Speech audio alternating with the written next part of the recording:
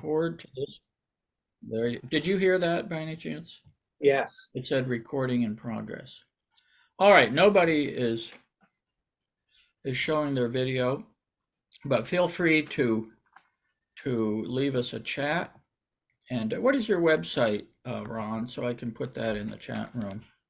I'll type it in right now. All right, okay, you do that.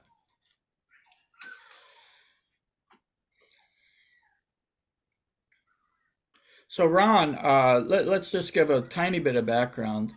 There's a guy named J.P. Jofre, Argentine bandeon player, who came to this country with no English and no money, and has become a huge star internationally. And he landed in New York, and JP had some incredible instincts. And so when he put together ensembles, he would just start from the best people in the city and work down from there. Well, he never had to work down. So he'd have Steve Beck, he had Daniela, the conductor, Miho, all these big stars. Daniela is now conducting like LA Opera or something. She has a big Wow. she got a big job, conductor. And Miho, of course, is a huge star. And so anyway, there you were playing bass. You played bass with him for quite a while. And I'd be curious how that got started. And now Chris Johnson, I think, was playing bass with him also. So I'm curious how that got started, and then now you've done some recordings with him as well.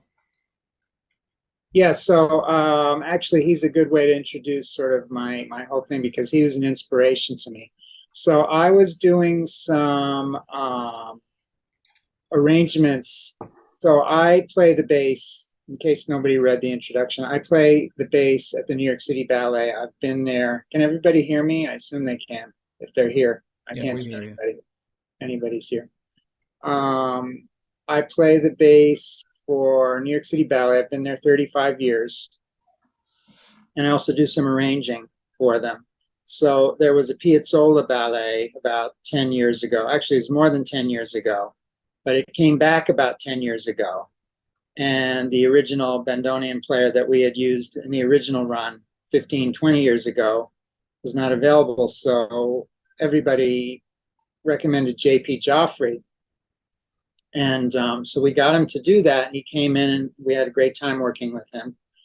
And then he said, would you like to come to my house and play some of my music and, play in my quintet? And I was like, sure. What do you do? Do you do Piazzolla arrangements? And he said, no, I write my own stuff. So I went over, and he had a good crowd of musicians in a quintet. And I was blown away by his composing. And I decided to say to myself, this kind of talent doesn't come along that much. I want to be close to him. And that sort of became this mantra in my life. When I see, a rare talent, I kind of want to get to it as close as I possibly can. And you might want to mention that ensemble that he put together was in his living room, which, as I recall, was about 7 feet by 7 feet and on the Upper West Yeah. Front. Well, he was living in a small place. Yeah. So I was like, this guy's going to be a star. So we did a few gigs for, $20 gigs in various little venues. And I was happy to do it for nothing. And then his gigs started getting bigger and bigger. He started getting commissions for recordings, writing concertos, whatever it is, till it got to the point where he didn't need the quintet anymore. He started going around the world as a soloist, which he's still doing. And through him, I met some other talented people, most notably Miho Hazama. She showed up at one of his gigs, and she had yet to make a big name for herself. And I had the same feeling, oh my God, this kind of talent, I need to be close to it. So I told her at the time I was starting a jazz big band. This is maybe 7, 8 years ago. And I said, would you like to compose for it? And she said, no, I want to be your associate and, help you get this band started. And we had several years of putting on concerts, and it was a fantastic thing. And I also had the same feeling. I said, this person's going to be a star. She's not going to need me any at one point, but in the meantime, I'm going to enjoy, the association. So sure enough, yes, she is a star around the world continuously. So that's kind of a thing in my life. I don't have anybody currently, but there's always some more talent coming in. Well, actually, she got me with a bunch of people. She would book the younger jazz players who played in the big band. And I think, you've mentioned this. So the first pianist she got was Chris Ziemba, and he played with me for a year or so. And then he was like, okay, I got a new gig in the Airmen of Note. And I was like, okay, great. Then she got Billy Test, and he played with me for a while. And he said to me a few months later, well, I'm going to be moving to Germany. I'm playing with the WDR big band. So I was like, that's fantastic. So maybe I have a big eye. My current pianist is Arcoiris Sandoval, who you had on here last month. So I think I have a pretty good eye, or ear as it is. I'm sending everybody these links to the people that you're talking about, so they have a little background. Almost sent CNN. We don't need that. I see Miho's website. Right. So I'll just keep talking while Keep you talking, yeah. So the other thing about JP that he inspired me to do was, I've been composing and arranging for, the previous 10, 15 years. After having been a bass player for the previous 20 years of that, I just said, you know what, I'm not going to be just a bass player anymore. As fine as it was, and I like playing the bass, I decided to, see what I could do by myself. And so he inspired me to start my own band, which turned into a big band, which then turned into a traditional jazz band, and various other projects. And projects just kept multiplying to the point where I have no time in the rest of my life to finish all the ideas that I have. So I'm giving the ideas away for free. If anybody needs an idea, just call me up and I'll throw one out at you. I got a few that they go up and down on the Richter scale. Yeah, the Richter scale of, bubbling up to the top. And I just finished, just a couple of weeks ago, I finished a video of a recording that we made in the height of the pandemic, where we were sitting in this recording studio with masks on, and I just had never found the time to edit it together. That was me playing a bass sonata, which I actually will play. I'll play when we get to the screen sharing. I'll play a minute or two of that. I'm going to interrupt you. Yeah. Tell us about, really, we like to talk about the future, but there are some things that you've done in the past, in the recent past, that really bear on the future. Yeah. So the New York City Ballet, that's no small matter to be involved with that organization. They are featured on the front page of the New York Times webpage almost every day, 365 days of the year. Oh yeah. It's absolutely amazing. And of course they have the great history. Well, during the pandemic, you had the idea to do the Sanson Carnival of the Animals at the Bronx Zoo. Now, who comes up with a ridiculous idea like that? Well, okay. So we were off for a year and a half, and we were like, what are we going to do? And I was like, well, I have a really good video camera. So within a couple of weeks, we had gotten some dancers together, which I will play this video. It's only 3 minutes. We've gotten some dancers together. I had an arrangement to go of the Nutcracker for 3 instruments. We recorded it. remotely. One of our crew of musicians at New York City Ballet was a good audio engineer. He mixed it, got it ready to go. We hired a choreographer who was a friend of my son, was at the time a professional dancer who I'd known since childhood. We went out onto New York City streets and we filmed this, and we called it everybody remembers curbside delivery. We called it the Curbside Nutcracker, and it became a viral hit. It got about 500,000 views on Facebook and YouTube. So I will play that when you tell me to start going. It's Well, about, I just want to bring up. yeah. So then we were we got to we were like, well, we want to do another video. And we had another friend whose brother was another colleague in the orchestra. You know, we have great resources because we have 60-something people in the orchestra. A colleague said that her brother was a veterinarian at the Bronx Zoo, and she finagled permission to go there and just do whatever we wanted. And we wound up doing a concert. I can't play this whole video. It's about 15 minutes long, but it's well worth the watch. And we wrote a story. We said, well, what can we record that's in the public domain? First, we were thinking Peter and the Wolf, but that was not in the public domain. So we did the Carnival of the Animals, and we remote recorded it. The only people we hired, we did hire a mixing engineer that time just to get it sounding really good. And we went to the zoo and we hired a choreographer and we filmed it, and that it didn't go viral, but it came out pretty good.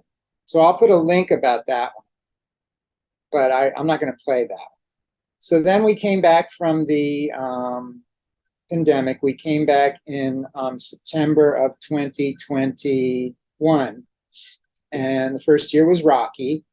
But all of a sudden, they started calling me for arranging things. There was they were doing a Wayne Shorter ballet, which they didn't have the music. So wasn't so much arranging, but I had to transcribe from the record all of Wayne Shorter's solos and the orchestration. It was a recording he did with the St. Luke's Chamber Orchestra. So I did that. It took me about 4 months.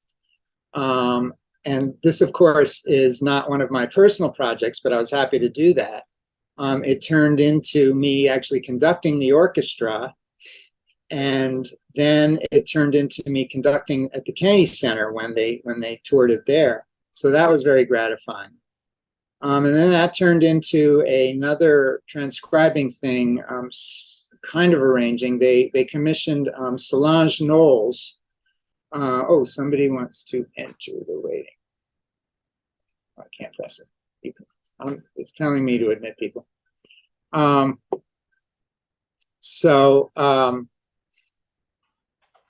They said Solange is writing a piece for the ballet, and she's written the music, and she doesn't write down the music. She writes the music. How that worked was she sings it. She goes to a recording studio and sings it, and then she has players come in and play on the various instruments that she wanted. She wanted them to play what she sang. She said, trumpets, you play this, blah, blah, whatever it was. So that was a process for her. That didn't get written down either. So then, of course, the ballet has to perform it live so we need it written down. So I was the chosen one to do that, because transcribing is kind of a even more specialized skill than arranging. And it involves arranging too, because you get to the point where, somebody is playing what she's saying on the trumpet with a microphone right here, and it might go below register. And you say, well, that's not going to work in a live situation. You have to put that in the trombone. Yeah. Let me interrupt. Sure. So just a dictionary here. Transcribing is taking something from a recording and writing it down as notes, which the orchestra needs to see. And secondly, you were talking about below register. So the trumpet only goes down to a certain note, middle C or whatever, and then you can't. Ron had to bump it up to make it play. Well, yeah, I had to do a bit of that. I mean, you can't transcribe perfectly if you're doing it for live performance. But they used to call this a hummer in Hollywood. Yeah. Well, it was literally a Hummer because she sang it into. And just so we know who we're talking about Solange Knowles, whose sister, of course, is Beyonce, who is, one of the 2 or 3 biggest stars in the world. So this was, not anything that I could take lightly. But yeah, so in other words, like if the trumpet is playing very, very low of their range and they're recording it right into a microphone here, that's fine. You can hear it on that recording, but you're not going to be able to hear that in a live situation in a big theater. So you say, well, that has to be the trombones, and there's all kinds of decisions like that. So that took me about 2 months to do, sitting at a computer, listening to this recording, thousands of times. And that was a huge hit for the ballet. And I'm looking forward to doing some other things for Solange. She actually called me for a couple other. So one thing leads to the next. That's how it goes.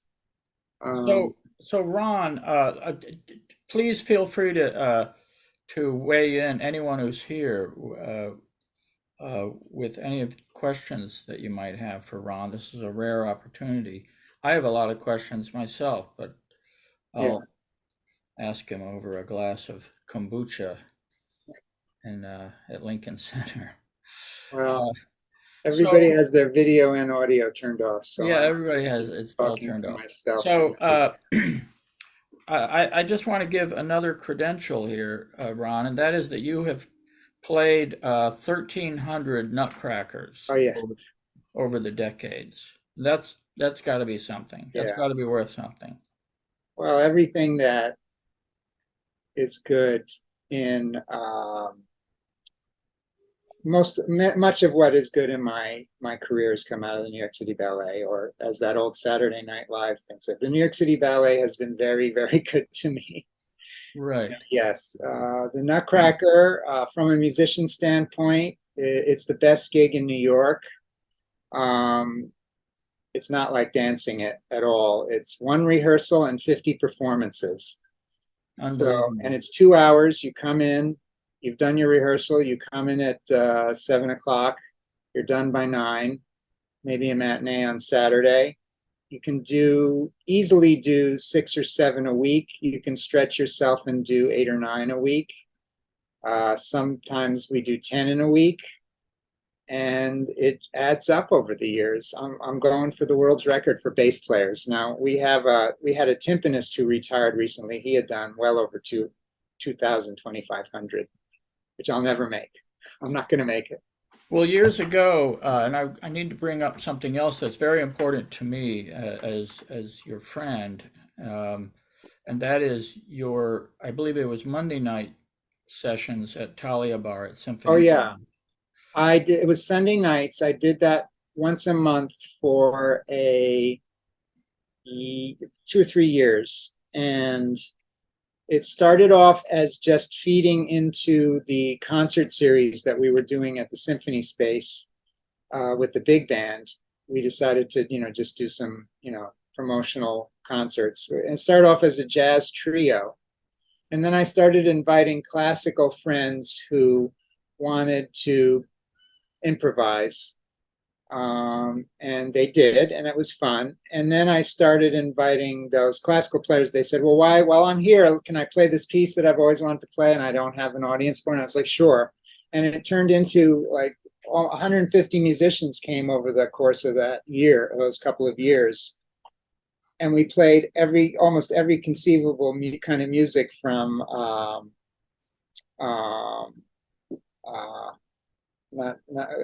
who's the guy who wrote those suites for flute and jazz trio? Bowling. We played bowling. We played Thelonious Monk. We had people come down, and we had like reading sessions of people who wanted to have string quartets read.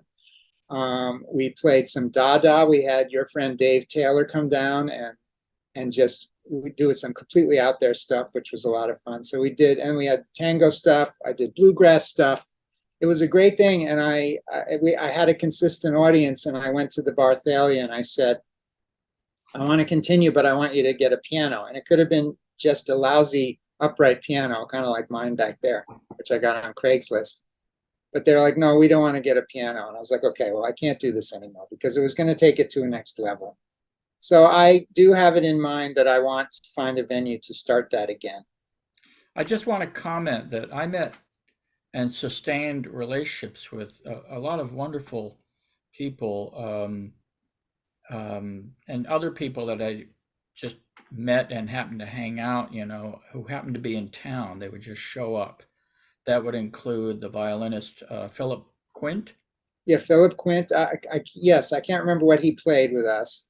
I didn't know that he played, but I was just fascinated to chat with him. He has a Yeah. major international career, Oh, yeah. and Lara St. John, the same thing. Yeah, we had some, world class. It was kind of like an open mic for not just coming in and singing your song. It was really something. I definitely want to get that going back again. Yeah, I wish you would. The also I got to spend some time chatting with Andy Litton, Yeah, who who's the music director of the New York City the Ballet. So music director of the New York City Ballet. But I knew about him. We had a lot of mutual friends because he was the assistant to Mstislav Rostropovich oh, yes. here in Washington, D.C. And of course, he's a pianist. He's an extremely gifted guy. And then Stephanie Ann Boyd, the composer, Yes. would be there, and just countless people. It was I just had, yeah, full of electricity. we did a series of 3 or 4 concerts, all women composers, over like 3 or 4 Sundays, just to see if we could do it. And it was like we had to turn away people. Right. I feel that's kind of like my street cred. I mean, it's of the moment, that kind of thing. But I was like, come on, I put on 4 concerts of nothing but women composers. What have you done lately? So that was kind of nice. I've always And had, yeah, yeah, we're staying in the past here. I do want to get yeah, into the future. We can always right, return to the recent past. right. So, which we really should touch on when we get back to the past, the Ashley Bouder Oh, yeah. project at Symphony Space. But tell me, you have something coming up this week, by the way. I'd Yes. like to So, remind okay. you. So, obviously, if you've been listening closely, I'm kind of eclectic in my tastes. And I don't remember exactly how it occurred to me, but I have been winding down my freelance bass career to concentrate more on my projects and arranging and stuff. I'm not retired from bass playing. I've just kind of retired from one-off gigs, if you know what I mean. And one thing that I've been wanting to do for a long time, and maybe this is when we'll start the videos. I've been I've written so much music, big pieces. I wanted to write some songs. And so writing songs turned into a big piece for me. It turned into a whole song cycle. And I called it, I don't remember exactly how I got to this, but it turned into Songs for Middle-Aged Lovers. And it's all very kind of Tin Pan Alley jazz, old show tune style tunes and melodies and arrangements, but with a nice modern sensibility in the lyrics. And both my parents had been songwriters, so I wanted to test myself to see if I could. And they were both excellent lyricists. My father had a song that Tony Bennett had recorded way, way, way back in the early 50s. And and my mother for years and years was a songwriter and a jingle writer. So I never saw her not writing lyrics. So I wanted to test myself, and I thought it came out pretty good. So we're going to do a soft premiere this weekend at another thing where I curate, which we do 2 or 3 concerts a year every August. On Sundays, we put on jazz and world music concerts at the Jefferson Market Garden, which is a very beautiful spot in Lower Manhattan, Greenwich Village. It's kind of like the Gramercy Park, but it's open to the public. So we do, and then they open the lawn just for these Sunday concerts. So we usually get a big crowd just from people walking by. So I usually book other people. I'm booking myself this year. I do that every few years, and usually rains, but when I book myself. But we'll have to live with that. I've had many of my colleagues, I've asked them to put together bands and come in, JP Jofre and Miho and everybody. Last week I had somebody call Virginia Mayhew, who's a sax player, and she came in with a great band. They took the house down. So should I play one of my songs for middle-aged lovers? We did a demo recording. Hit it. Okay, so I need to share my screen. And so the video I did of this is just of the sheet music, so but you'll get an idea. And I'm not the greatest singer in the world. The idea was to get the songwriting. I can put over a song, but so we'll see how you guys like this. So share screen. Oh, I don't know who that is. I will get out of that. And that's coming up. And here it is. Let's see if I can get this going. This is the opening number of the act.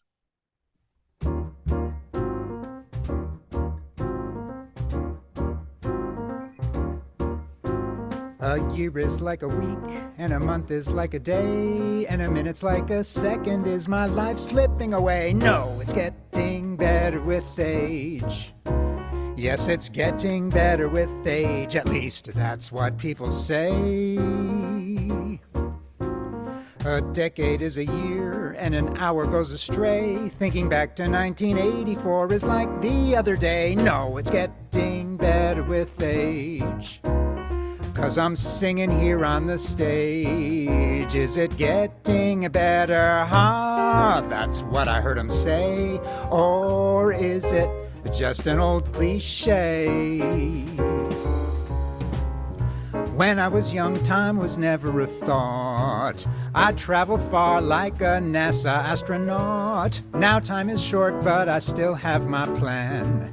Hope I don't wind up as a flash in the pan. An era is a moment, and a lifetime is a blink, and a score times 4 is who knows what. I think I need a drink, 'cause it's getting better with age.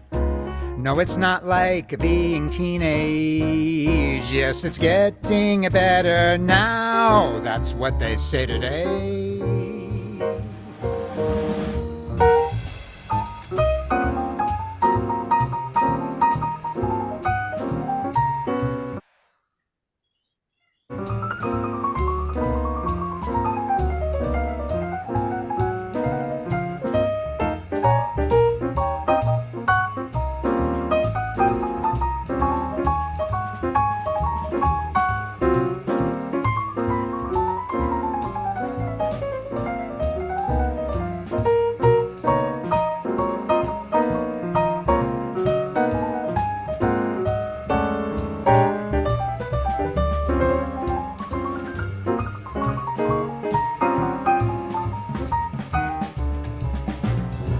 10 years ago I would procrastinate. Forgot my aim to be first out of the gate. Attention strays and the future does shrink. What happens next year? Well, I shudder to think. An eon is a smidgen and an epoch is a tick. A millennium is empty chum, it cuts right to the quick. But it's getting better with age. If what aches I can assuage. If it's getting better, how? That's what they say today. But not tomorrow, I wish I could replay. I'll gladly meet halfway here in the cabaret. Forever and a day, I'm calling foul play. This song is D-Class say. I'm really turning gray. I'm glad I don't need a toupee. At least that's what people say.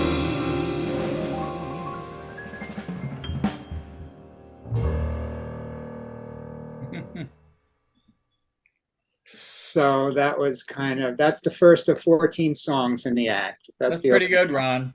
Yeah. Sounds good. You know, That's Arcoiris, by the way, playing on the keys or this piano. I don't like to say keyboard when it's a piano, you know. I like Right. to make the distinction because there's really no substitute for an acoustic piano, which you'll appreciate. I don't call So it an acoustic piano. I call it a piano. piano, yeah. Yeah, Well, but I'm a just to piano is by delineate. definition acoustic. Yeah, How about acoustic bass, yeah. Well, we kind of have to say acoustic bass because there's, you know. I call it a double bass. Well, yeah, that's the official name. Yeah. Um, So actually, Ron, bass has more. that's Yeah, happening this that's week. happening this Sunday. I'm calling it a soft premiere. Oh, and my sister's in the act too. She horned in on the act. She's retired from her medical career and she wants to go back to her first love, which was performing, which she had studied in college and, you know, coming from a musical family. So I said, if you want to be in my act, you have to write a song too. So she wrote a song for Middle-Aged Lover too. Cool. And she called it Middle-Aged Love. So Well, I thought if she was in the medical world, maybe she was going to be the band nurse, kind yeah, of well, having she could do an that. ambulance there. Um, so So what's next, Ron? well, this is so what's after next is then we're going to do this soft premiere. I still haven't memorized all the lyrics. So, and then we're going to do it in a couple nightclubs, and hope to see what it goes. I think, and I have a ton of other songs to write. I have, some other writing projects. I have a couple video projects in the works that I'm just waiting to find time for. I have a full-length ballet that I've written a third of it, and I've written a libretto. It's going to be sort of like a summer nutcracker, you know, a nice fairy story that is family friendly, you know, because we need to sell some tickets. So I'm actually going to be pitching that to the ballet later this month, actually.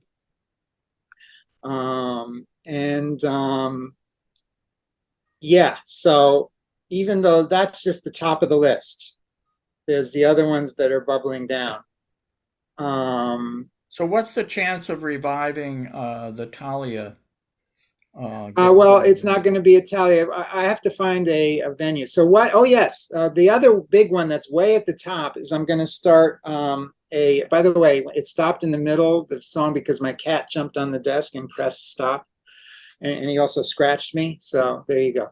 I'm going to start an arts podcast, and I'm hoping to do that within the next month. It's going to be a weekly roundtable discussion, and it's going to be arts in New York and the Northeast. So I'm going to, you know, talk about DC stuff too. But it's going to be 5 panelists, a musician and host me.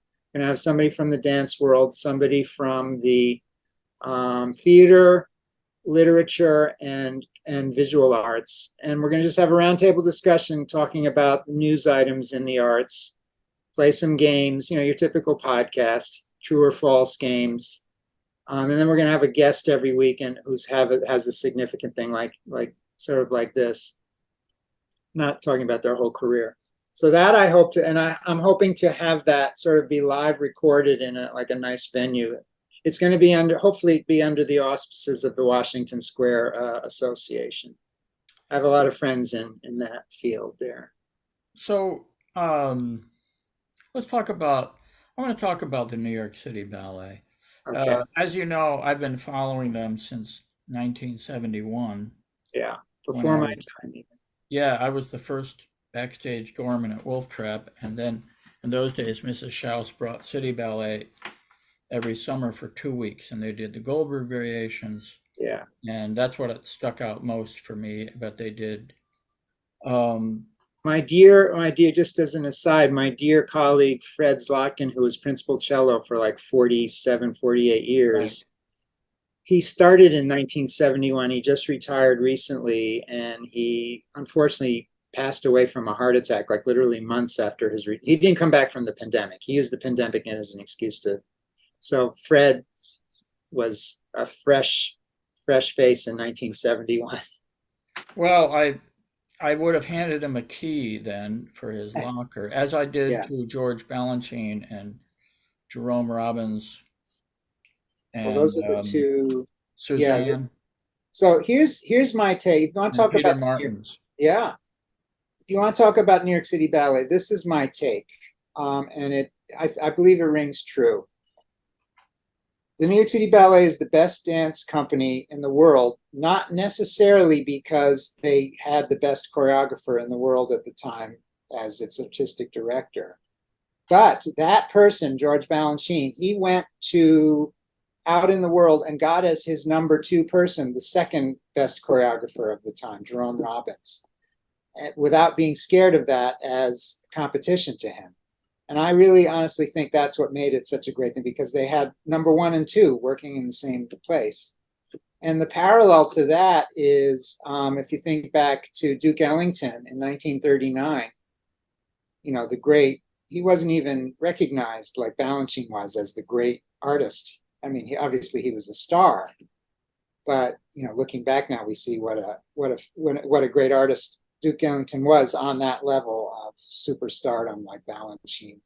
You know, he found this young lad of 19 years old named Briley Strayhorn, and he said, "I want him here, as close as possible to me." You know, it's sort of a similar parallel. And as I was saying before, that's kind of the way I run my life. You know, a lot of musicians will, you know, sort of not want to ruffle their own career by promoting the talent that they, you know, the best talent. Like whenever in the bass world, whenever I would send in a sub, if I couldn't do a gig, I wanted to get the best person possible, even better than me. I think that reflects way higher on myself than somebody who, you know, gets somebody who's not gonna. If I may interject, I see this particularly with conductors who form their own orchestras. Yeah. And by definition, forming your own orchestra consumes 23 of the 24 hours of your day. Oh yeah. And your I did it for the ability big to study scores is gone. And right.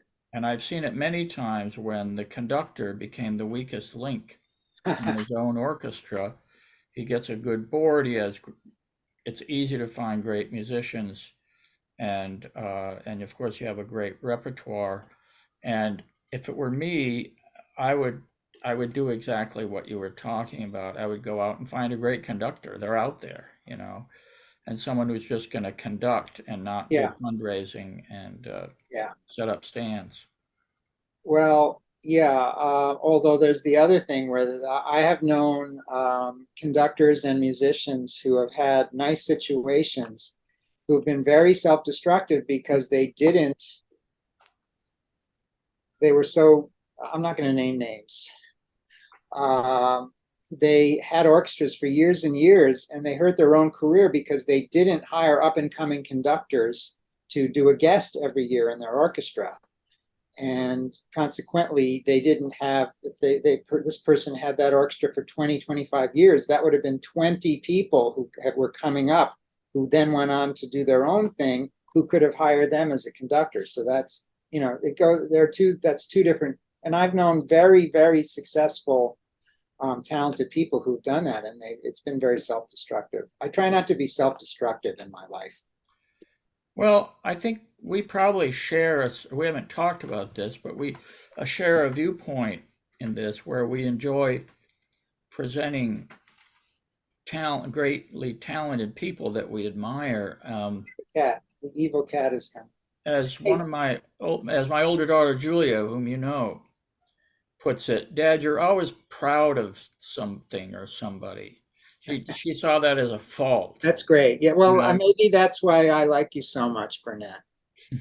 That's why we're friends. Hey, listen, I want to play the curbside Nutcracker, because it's about 4 or 5 minutes long, and Now, I don't. can you also show a Bronx Zoo Nutcracker segment? I can show a minute of the Bronx Zoo. Okay. But let me show the Nutcracker because I have it all queued up. All right, very good.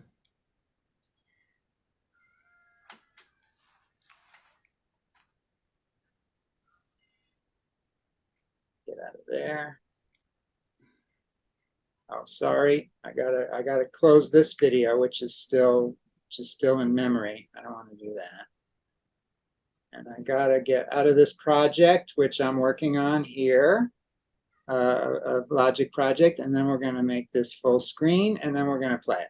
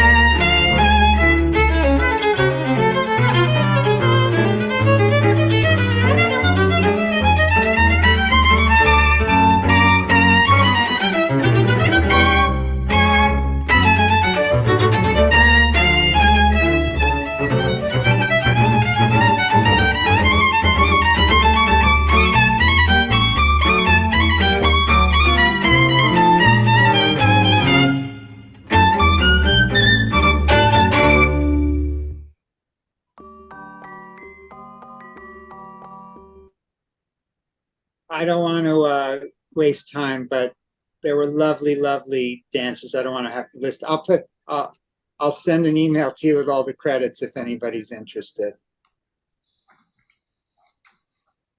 There's a question from Susan about what time of the day. I'm guessing there were several different times. Mostly morning. That was done in December of 2020 when we were still, pretty locked down. we did that over that was serendipity that we got that together in just a couple days. Obviously we had to edit and stuff, and I did most of the editing too. So Who did the choreography? The choreography was by a friend of my son who was a former dancer with the San Francisco Ballet named Skyla Schroeder. And so you notice that I, as the bass player, was standing in New York City landmarks, whereas the other two musicians were not. That's because they had scattered to the winds. They weren't even in New York, so we had recorded that, remotely. Crazy. Makes you long for the pandemic, doesn't it? Yeah, I'm going to send the. You can search for Curbside Nutcracker and watch that on YouTube, and you can watch at the end. All the credits are there. That was amazing, Ron. It's mind blowing. Really. That's kind of my little serendipitous masterpiece. So yeah, I was just going to say. So I had a lot of time in the pandemic, so I was like, well, how are we going to do this? So I actually taught myself video editing, and the way to do that is to be very musical. Like everything else one does in life. Here's my advice to everybody: just be musical. Let me. I'm going to find the. I'm going to find the this Bronx Zoo, and I'll put in the thing. I'm going to share the screen again. I'm going to just play like 30 seconds of this because I know we're running out of time. We got time, Ron. Okay.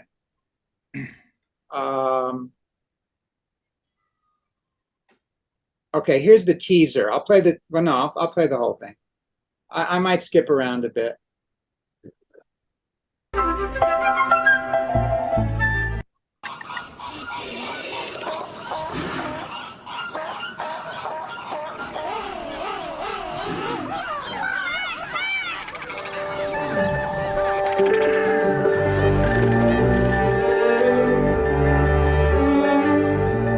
Every year, the animals of the Bronx Zoo present a dance concert for children and their families. Today is the day. We've got a backstage pass to watch them prepare for the show. The lioness roars awake all the other animals. It's her job to ensure no one is late.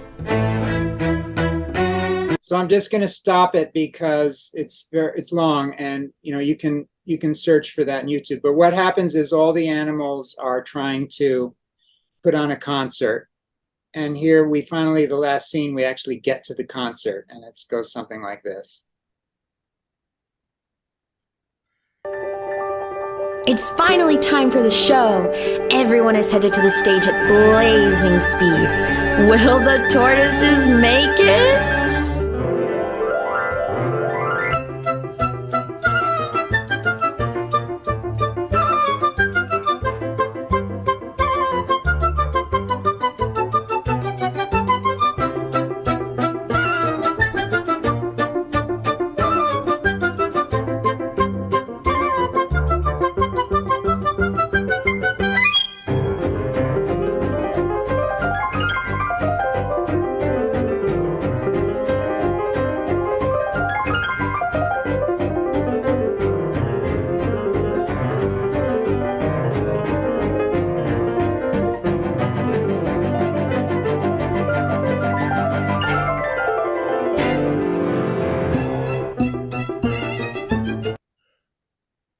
So I'm going to stop because it's a little bit much to do. But if you can search for that in YouTube too and watch that whole thing. It's very child friendly. So Ron, I think we need to be reminded these are all City Ballet dancers, right? These are all New York City Ballet dancers. This is not a New York City Ballet production. These were things that we did on our own during the pandemic. And then the musicians I recognized as some of your colleagues in the City Ballet Orchestra. We actually did do a concert that day, and it was very cold. It was on Earth Day, and we filmed. I would have canceled that gig if we hadn't been filming the movie. So there I am. It was like so cold. And so there I am, like I became the nasty boss who's whipping people to do a concert in the cold. Yes, so you can search for that, Backstage Pass, Carnival of the Animals, and the Curbside. So those are my 2 movies. I have 2 or 3 others that I want to do, but I just, the pandemic, the labor was cheaper. What can I say? Yeah. Nobody had anything to do. Lincoln Center all of a sudden was in everybody's Yeah, for everybody's pocketbook. Yeah. Yeah.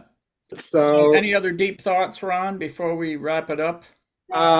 Come on to follow my website, listen to my podcast when it comes up. Hopefully it's as of yet unnamed. I think you're going to have to be a guest at one point. When you come to the ballet, reach over and knock on my head. I'm a lifer there. And, I think almost everybody has seen the George Balanchine Nutcracker, either here or somewhere. Yeah. It's still a great show. Thanks a lot, Ron. And also, just so those people who are here know, I'll send a note out to everybody with the address. This will be archived. So it'll be on YouTube. I'll have it on. I just put my website again, which has a lot of links to all those things. Okay, very good. Very good, Ron. Wow, Ron, thanks a million. That was so inspiring. Yeah. I forget sometimes just what it is you do in your spare time. Yeah, I think the thing is that I don't like to relax. That's the only way I can get things done.